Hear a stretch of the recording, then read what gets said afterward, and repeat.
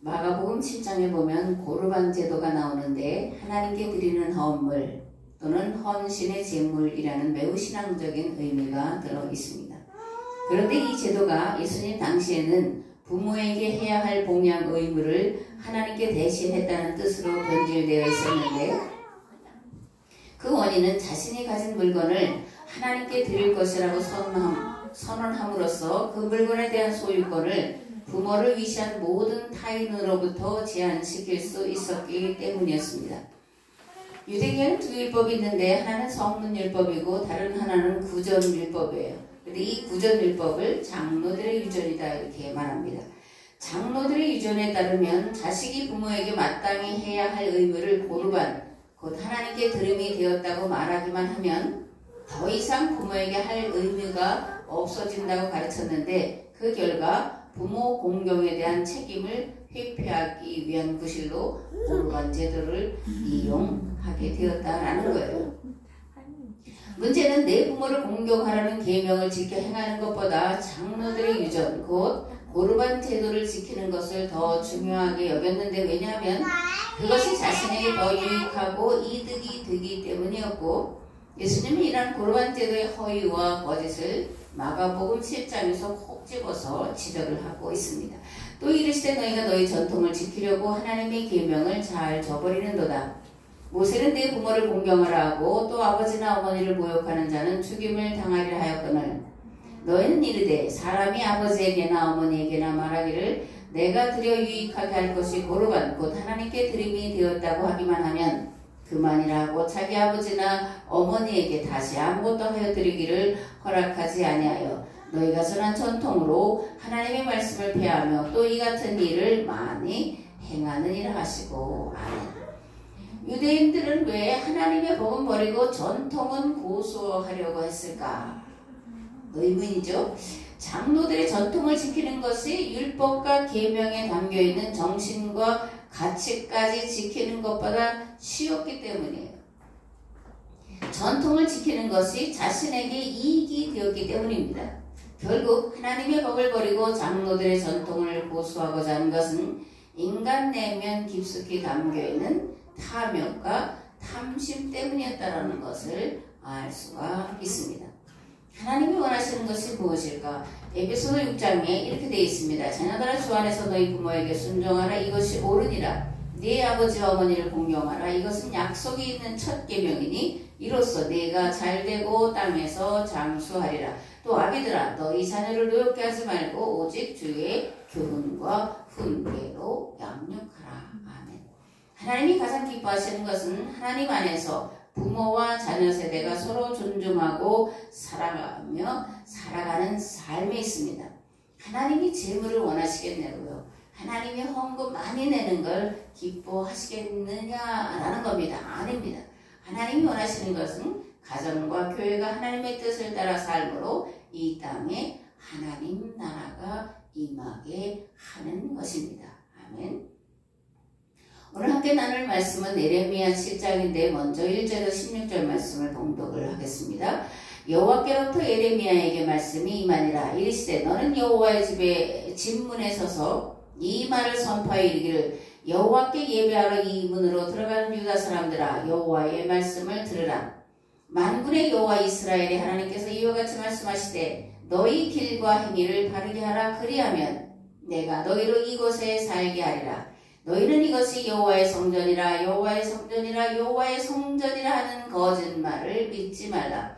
너희가 만일 길과 행위를 참으로 바르게 하여 이웃들 사이에 정의를 행하며 이방인과 고아와 과부를 압제하지 아니하며 무지한 자의 피를 이곳에서 흘리지 아니하며 다른 신들 뒤를 따라 화를 자초하지 아니하면 내가 너희를 이곳에 살게 하리니 곧 너희 조상에게 영원 무궁토록 준 땅이니라. 보라 너희가 무익한 거짓말을 의존하는도다. 너희가 도둑질하며 살인하며 간음하며 거짓 맹세하며 바알에게 분향하며 너희가 알지 못하는 다른 신들을 따르면서 내 이름으로 일컬음을 받는 이 집에 들어와서 내 앞에 서서 말하기를 우리가 구원을 얻었나이다 하느냐. 이는 이 모든 가증한 일을 행하려 함이로다. 내 이름으로 일컬음을 받는 이 집이 너희 눈에는 도둑의 소굴로 보이느냐. 보라 나 곧 내가 그것을 보았노라. 여호와의 말씀이니라. 너희는 내가 처음으로 내 이름을 둔 저소 실로에 가서 내 백성 이스라엘의 악에 대하여 내가 어떻게 행하였는지를 보라. 여호와의 말씀이니라. 이제 너희가 그 모든 일을 행하였으며 내가 너희에게 말하되 새벽부터 부지런히 말하여도 듣지 아니하였고 너희를 불러도 대답하지 아니하였느니라. 그러므로 내가 실로의 혈관같이 너희가 신뢰하는 바 내 이름으로 일컬음을 받는 이 집 곧 너희와 너희 조상들에게 준 이곳에 행하겠고 내가 너희 모든 형제 곧 에브라임 온 자손을 쫓아낸 것 같이 내 앞에서 너희를 쫓아내리라 하셨다 할지니라. 그런즉 너는 이 백성을 위하여 기도하지 말라. 그들을 위하여 부르짖어 구하지 말라. 내게 간구하지 말라. 내가 네게서 듣지 아니하리라. 아멘 하기가 어렵죠. 그죠? 예레미야에게 이 백성 외에 기도하지 말라는 거예요. 간구하지 말라는 거예요. 구하지 말라는 거예요. 왜냐하면 내가 하나님께서 듣지 아니할 것이기 때문이라는 겁니다. 두려운 말씀이죠.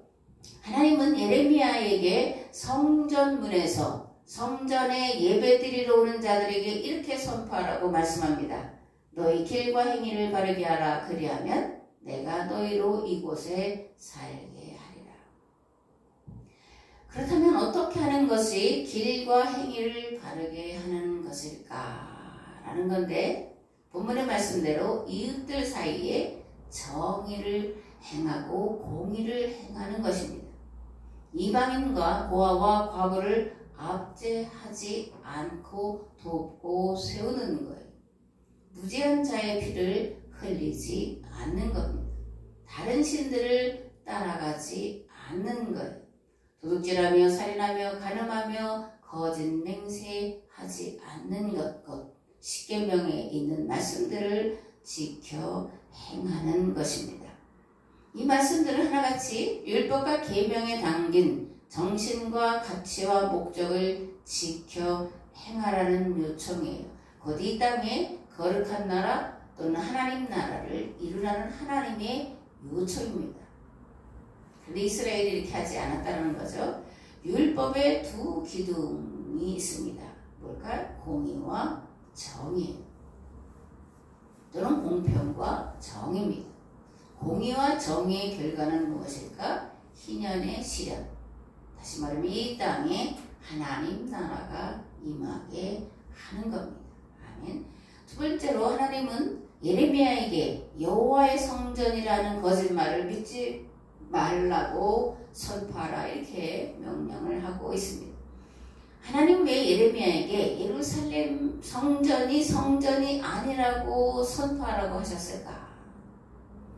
성전에서 하나님의 이름으로 바알을 섬기고 있었기 때문이에요.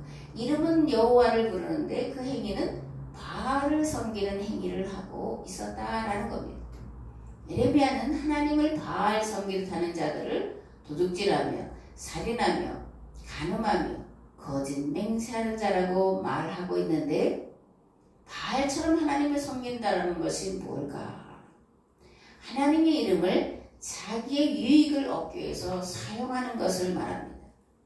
권력과 무력으로 다른 사람의 것을 빼앗아 자기 주머니를 채우는 것을 말합니다. 내가 하나님 앞에 이것을 드림으로 이만큼 나에게 주시겠지 하고 드리는 것은 하나님께 드린다고 생각하지만 그러나 바알을 섬기듯이 바알에게 제사하는 거라는 의미예요. 그러니까 오늘 우리가 헌금을 드리고 할 때도 내가 이것을 드림으로 이만큼 나에게 올 것이라고 하는 생각을 가지고 드려서는 안 되는 겁니다. 아주 속된 말로 돈 놓고 돈 먹게 하는 식으로 여러 가지 11조와 작정헌금을 드리는 행위는 바알에게 제사하는 것과 같다라는 것을 알아야 합니다. 헌금은 하나님의 은혜에 감사하면서 교회 성도들의 삶을 평균케 하려고 드리는 것이기 때문에 그렇습니다. 아멘. 이사야 56장에 이렇게 되어 있습니다. 또 여호와와 연합하여 그를 섬기며 여호와의 이름을 사랑하며 그의 종이 되며 안식일을 지켜 더럽히지 아니하며 나의 언약을 굳게 지키는 이방인마다 내가 곧 그들을 나의 성산으로 인도하여 기도하는 내 집에서 그들을 기쁘게 할 것이며 그들의 번제와 희생을 나의 제단에서 기꺼이 받게 되리니 이는 내 집은 만민이 기도하는 집이라 일컬음이 될 것입니다. 아멘. 이사야는 성전을 만민이 기도하는 집이라고 일컬음 받게 될 거다 이렇게 말합니다. 예수님도 이사야서를 들어서 성전은 만민이 기도하는 집인데 그런데 너희들이 강도의 소굴을 만들었다 이렇게 마가복음에서 탄식하고 있는 것을 볼 수가 있습니다. 예수께서 성전에 들어가서 성전 안에서 매매하는 자들을 내쫓으시며 돈 바꾸는 자들의 상과 비둘기 파는 자들의 의자를 둘러엎으시며 아무나 물건을 가지고 성전 안으로 지나다님을 허락하지 아니하시고 이에 가르쳐 이르시되 기록된 바 내 집은 만민이 기도하는 집이라 칭함을 받으리라고 하지 아니하였느냐. 너희는 강도의 소굴을 만들었도다.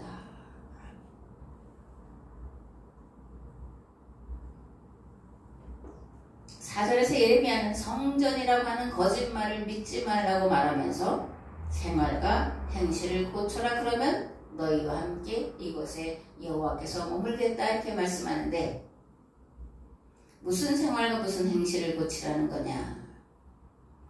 정의를 행하지 아니하며 이방인과 고아와 과부를 압제하며 무지한 자의 피를 흘리며 다른 신을 따라가던 삶에서 돌이키라는 거예요.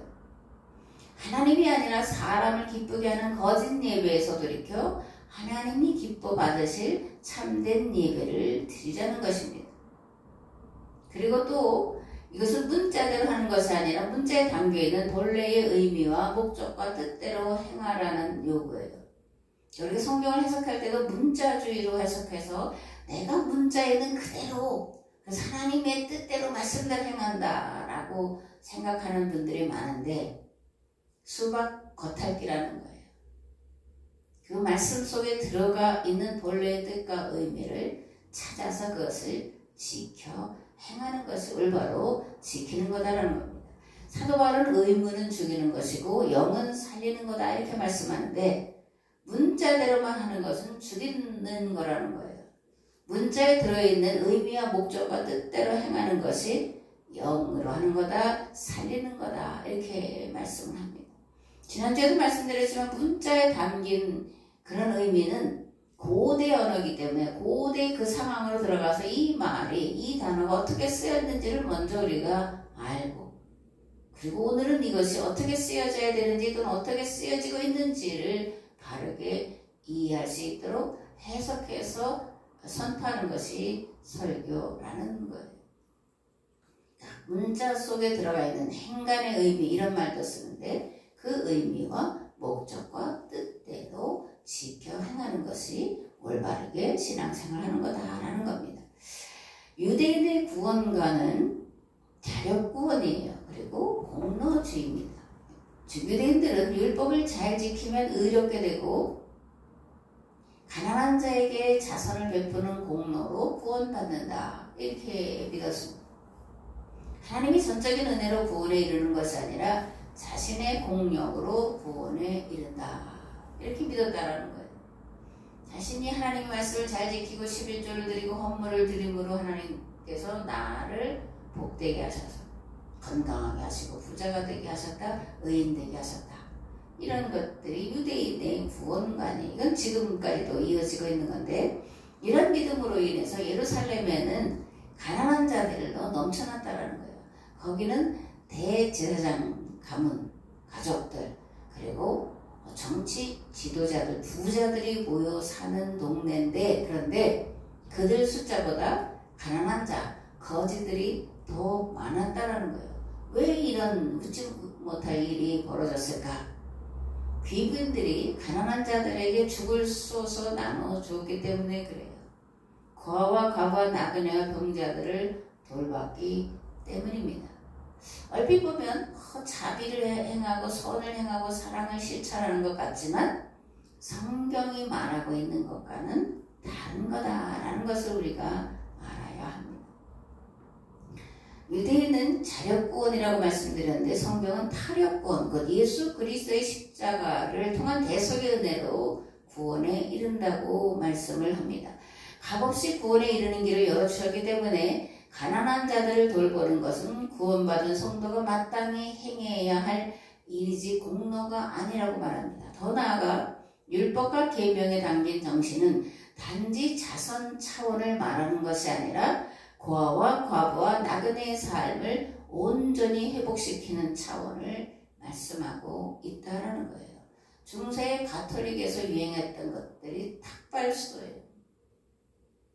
밥그릇 하나 들고 다니는 거예요. 맨발로 밥그릇 하나 들고 다니면서 요즘 말하면 구걸인데, 그죠? 구걸하면서 또 그렇게 구걸하는 사람들에게 축한 그릇 주면서 이것이 하나님의 사랑을 실천하는 거다. 자기의 실천이다 이렇게 알고 그렇게 행했는데 아니라는 겁니다. 성경은 고아와 과부와 나그네의 삶, 즉 가난한 자들, 실패한 자들, 병든 자들의 삶을 온전히 또는 너처럼 회복시키라고 말씀하고 있기 때문에 제가 바퍼를 굉장히 싫어하는데 바퍼는 잘못된 거예요. 술 먹기 위해서 밥을 먹는다 그런 얘기가 제 뇌릿속에 박혀 있어서 저 최일도 그 목사가 이전에 했던 그 바퍼 아주 싫어하는데 잘못된 것이기 때문에 그러는 거예요. 사람의 삶을 살리기 위해서 밥도 줘야 되는 거고 밥만 줘서는 안 되고 말씀도 가야 되고 그 사람의 정신을 치료하는 아주 그걸 뭐라 그래요? 전체 풀 서비스를 제공하는 게 성경이 말하는 사람과 삶이에요. 그 사람의 삶을 나처럼 행복하게 건강하게 살도록 회복시켜주는 것을 성경은 자선이다, 삶이다, 사랑이다 이렇게 말을 하고 있다는 겁니다. 그리고 그렇게 했다고 해서 그것이 내 공로가 될 수 없다라는 거예요. 고린도후서 8장에 보면 이제 너희의 넉넉한 것으로 그들의 부족한 것을 보충함은 후에 그들의 넉넉한 것으로 너희의 부족한 것을 보충하여 균등하게 하려 함이라 이렇게 말씀하고 있습니다. 사도 바울은 헌금을 드리는 또는 헌물을 드리는 목적을 균등하게 하기 위함이다 이렇게 말해요. 희년은 균등하게 하는 것을 말합니다. 공의와 정의의 실현으로 얻어지는 것은 경제적으로 균등한 삶에 있다라는 거예요. 부자는 자신의 부를 자신만을 위해 사용하라고 주신 복이 아니라 가난한 자들을 도와 그들이 가정을 이루고 자녀들을 양육하며 살도록 하라고 맡기신 즉 청직이라고 하는 것을 알아야 한다라는 거예요. 반대로 그럼 가난한 자는 어떻게 해야 하냐? 주는 것으로 평생 먹고 살라는 얘기냐? 절대로 아닙니다. 다시는 남의 도움을 받는 자가 되지 않기 위해서 최선을 다해 힘써서 일해야 한다는 거예요. 도움받던 자에서 도움 주는 자가 되어야 한다고 성경은 말씀하고 있다는 겁니다. 그러니까 희년 공동체 하나님 나라는 내가 누구를 돕고 내가 누구의 도움을 받고 가는 누구나 골고루 다 평등하게 정말 정의롭게 자유롭게 그렇게 살아가는 세상이 하나님 나라라는 것을 우리가 알아야 합니다. 아멘. 누가복음 20장 47절과 21장 1절에 4절이 이렇게 되어 있습니다. 그들은 과부의 가산을 삼키며 외식으로 길게 기도하니 그들이 더 엄중한 심판을 받으리라 하시니라. 예수께서 눈을 들어 부자들이 헌금하며 헌금 넣는 것을 보시고 또 어떤 가난한 과부가 2렙돈 넣는 것을 보시고 이르시되 내가 참으로 너에게 말하노니 이 가난한 과부가 다른 모든 사람보다 많이 넣었도다. 저들은 그 풍족한 중에서 헌금을 넣었거니와 이 과부는 그 가난한 중에서 자기가 가지고 있는 생활비 전부를 넣었느니라 하시니라. 아멘. 이 말씀에 담긴 의미가 뭘까? 가진 것 전부를 드린 과부를 칭찬하는 것일까? 지금까지 그렇게 설교를 했다라는 거예요. 지금도 그렇게 많은 강단에서 하고 있는데 그런 얘기냐 그거예요. 과부가 하루치 먹을 그 음식을 살 돈을 다 하나님께 드리면 그 과부는 하루 동안 어떻게 하라는 얘기예요. 불문하는 얘기가 되는 거잖아요. 그죠? 그럼 하나님이 그것을 기뻐하시겠냐? 그렇게 말씀하신 거냐? 라는 게 아닙니다. 헌금으로 다 드리면 굶어야 되는데 이런 형편을 아시는 예수님께서는 과부가 생활비 전부를 드리는 일이 없도록 하라고 말씀을 하고 있는 거예요. 과부처럼 가난한 자가 없도록 하라는 말씀으로 하신 건데 우리는 거꾸로 네게 있는 모든 것이 가난한 과부가 자기 생활비 전부를 드린 것처럼 드려라. 그것이 하나님 기뻐하듯이 이렇게 아주 왜곡시키고 변질시켜서 그게 하나님의 말씀이다라고 선포를 했는데 앞에도 말했지만 바알을 섬기는 행위와 같다라는 것을 우리가 알아야 합니다. 누가복음 20장 47절에서 예수님은 서기관과 바리새인들을 향해서 과부의 가산을 삼키는 자들이다 이렇게 책망을 합니다. 그런데 그러면 이 서기관과 바리새인들이 과부의 가산을 다 자기 것으로 착복했냐? 그런 얘기는 절대 아니에요. 또 당시의 제도로 이 과부는 재산권을 행사할 수가 없었답니다. 그래서 서기관이나 바리새인들이 그 과부의 재산을 맡아서 관리를 했는데 뭐 사람이니까 덜어는 유용하는 경우도 있었지만 대부분은 신실하게 과부의 가산을 보호해 줬다라는 거예요. 그러면 왜 예수님은 바리새인과 서기관들을 과부의 가산을 삼키는 자들이라고 말씀하셨을까? 이들의 삶을 회복시키는 일에는 관심이 없이 단지 구제의 대상으로 여겼기 때문에 또는 죄인으로 여겼기 때문에 또는 자신의 공로를 쌓는 데 도움을 주는 도구 정도로만 여겼기 때문에 과부의 가산을 삼키는 자들이다 이렇게 무섭게 책망을 하셨다라는 거예요.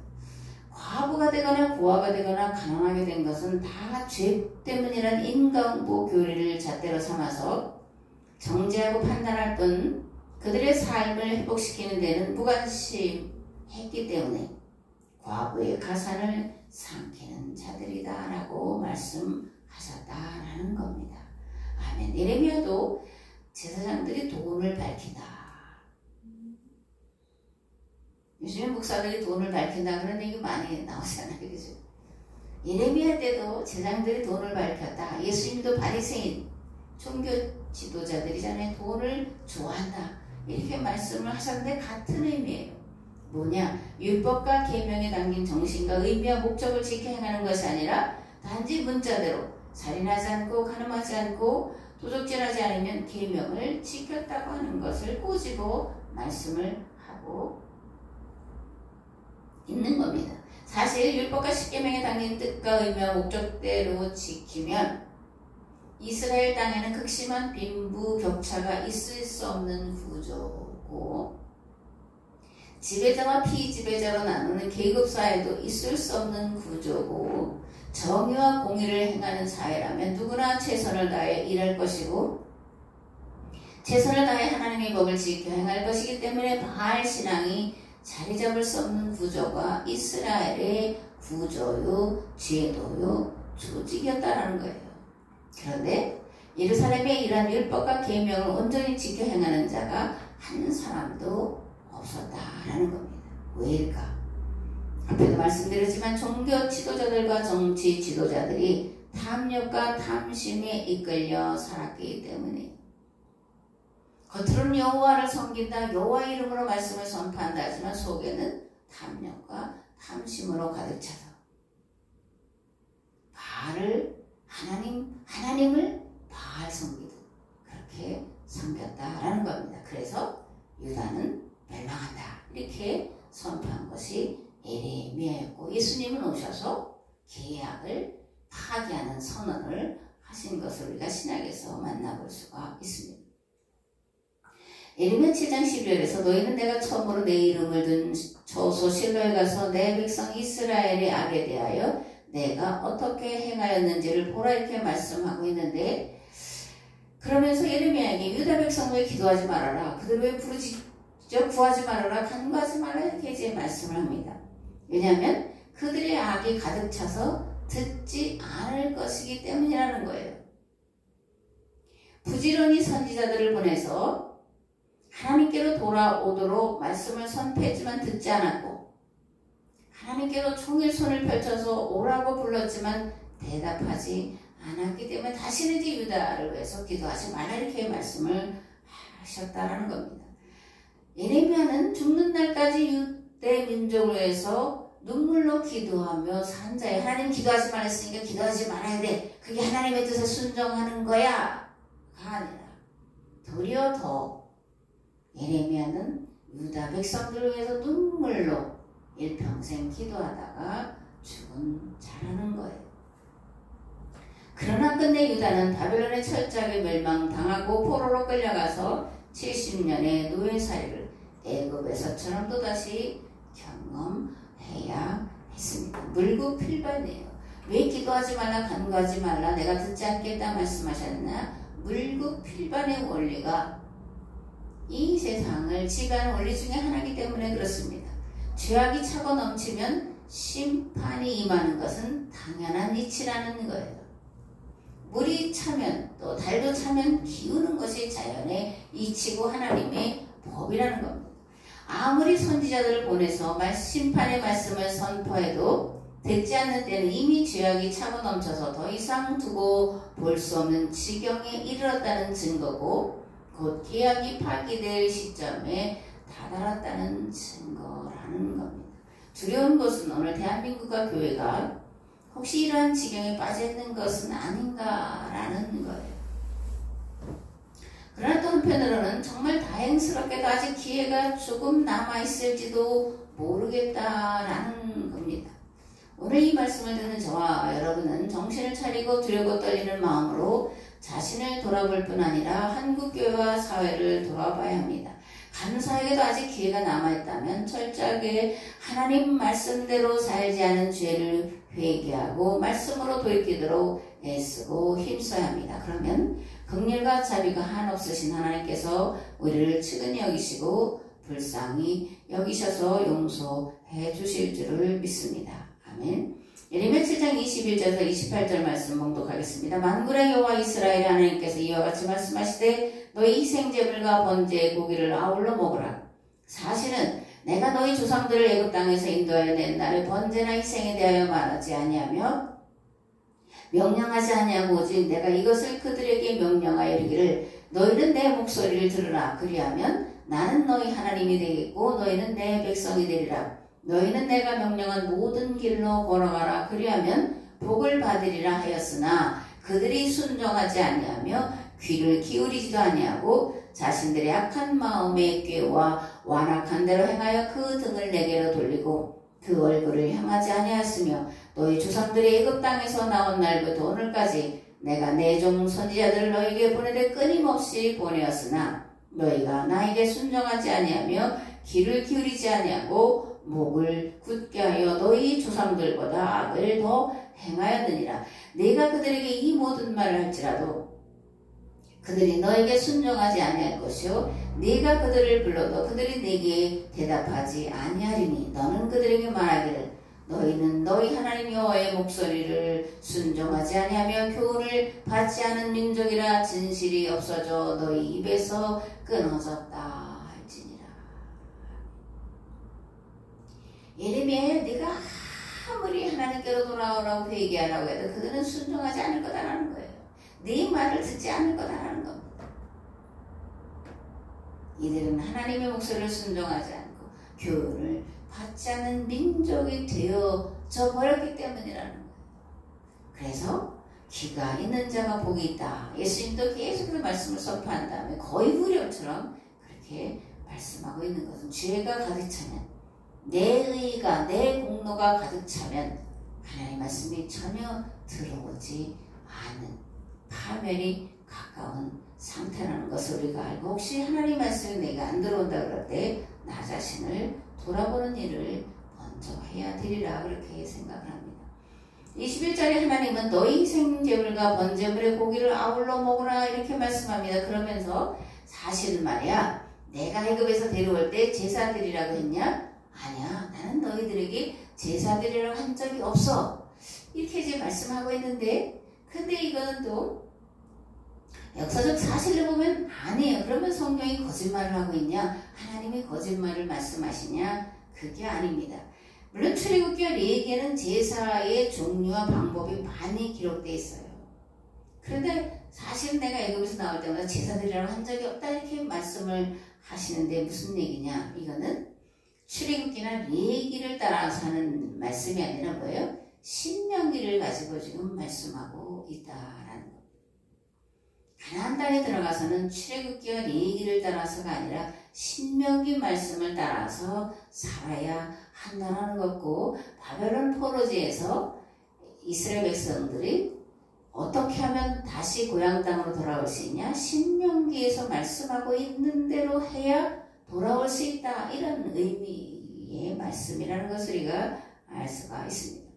이방인들은 신단에서 신상에게 짐승으로 제사를 지냈습니다. 즉 이방신앙의 3대 요소는 신전과 신상과 동물 제사라는 거예요.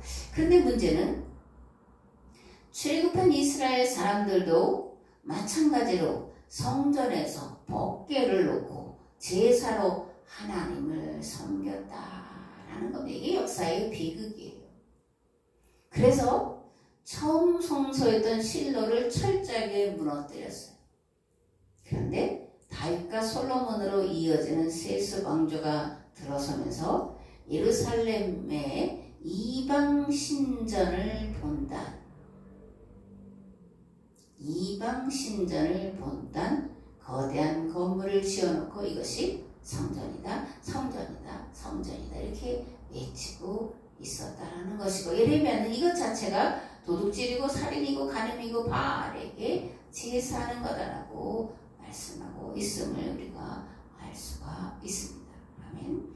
하나님 받으시는 제사는 흉악의 결박을 풀어주는 거예요. 고아와 과부를 그 고난에서 풀어주는 겁니다. 그러나 이스라엘 백성들은 세상 사람들이 사는 방식을 따라 살았다라는 거예요. 종교 지도자들은 고아와 과부를 양산하는 체제를 만들어 놓았고, 부자들은 그들을 구제한다며 축한 그릇 떠주는 자선을 베풀고 만족했습니다. 내가 오늘도 공덕을 쌓았다. 불교는 공덕을 쌓았다. 공로를 쌓았다. 이렇게 자기 만족에 빠져 있었다라는 겁니다. 그러면서 나는 하나님 말씀대로 살고 있고 하나님의 사랑을 실천하고 있다라고 생각했는데 아니다. 거짓말이다. 거짓말이다. 거짓말이다 이러는 거예요. 성경이 말하는 하나님의 사랑은 부자와 가난한 자 구별이 없게 하는 거예요. 고아와 과부를 양산하는 체제가 없어지도록 하는 겁니다. 혹여 과부나 고아가 되었어도 다른 이들과 평균하게 살아가도록 법과 제도를 만들어 시행하는 것이 하나님이 또 성경에서 말하는 사랑이라는 겁니다. 진정한 사랑은 예수님이 우리를 사랑하신 것 같이 사랑하는 거라는 거예요. 예수님이 우리를 어떻게 사랑하셨냐? 자기 목숨을 내어 주시기까지 사랑하셨다는 겁니다. 새 계명을 너에게 주노니 서로 사랑하라. 내가 너희를 사랑한 것 같이 너희도 서로 사랑하라 라는 겁니다. 하나님 받으신 예배와 기도와 삶은 예수님의 이름을 믿으면 구원받는다고 하는 교리를 믿는 것이 아니에요. 부모와 형제가 이웃과 이웃이 서로를 돌아보며 함께 더불어 살아가는 삶을 하나님이 예배로 받으신다는 겁니다. 폭삭 속았수다가 이제 우리나라도 그렇고 세계적으로 많이 이제 반향을 크게 일으켰는데 왜 그럴까? 거기서 말하고 있는 게 뭘까? 주제가 뭘까? 가족이 어떤 의미냐라는 거죠. 그 다음에 이웃은 또 누구냐? 이웃은 어떠해야 하느냐라는 거예요. 그리고 진정한 가족 간에, 이웃 간에, 온 동네 한 공동체 안에 사랑이 무엇인지를 잘 보여주고 있기 때문에 전 세계가 다 공감하면서 눈물을 흘리며 봤다 그런 얘기들을 많이 하는 이유가 거기에 있습니다. 성도의 올바른 삶이란 서로를 돌아보는 겁니다. 기쁨과 서러움을 함께 나누는 거예요. 더 나아가 이 세상 만물을 돌보는 겁니다. 교회와 성도의 이런 삶이 회복되어야 이 세상이 회복되어지고 이런 어지럽고 혼란한 무질서가 질서로 바뀌어지고 마침내 뜻이 하늘에서 같이 땅에서도 이루어질 줄을 믿습니다. 아멘.